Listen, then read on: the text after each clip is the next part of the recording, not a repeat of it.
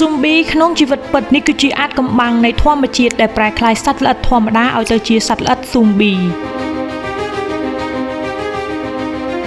នេះគឺជាផ្សិតអូហ្វីអូខ្វាឌីសេបដែលមានសមត្ថភាពគ្រប់គ្រងជីវិតសត្វដទៃយ៉ាងសាហាវឃោរឃៅបំផុតការចម្លងតាមរយៈស្ពរវាចាប់ផ្ដើមពីស្ពរដែលហុយពេញអាកាសដូចជាម្សៅមេរោគពេលវាធ្លាក់ចំស្រមោចវានឹងរំលាយសម្បកដ៏រឹងមាំរួចជ្រាបចូលទៅគ្រប់គ្រងប្រព័ន្ធប្រសាទនិងខួរក្បាលភ្លាម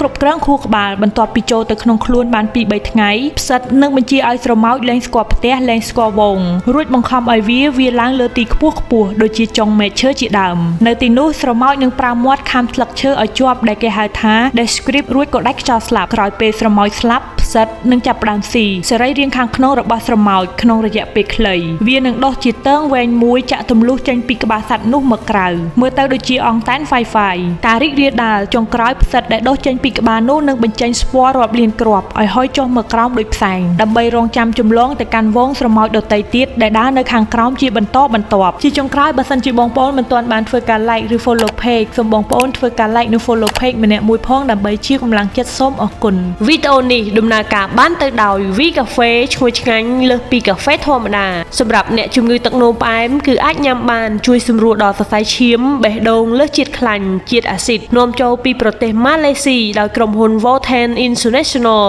ទំនាក់ទំនងលក់ដុំនិងរាយតាមរយៈ Facebook Page និង Telegram នៅខាងក្នុងវីដេអូ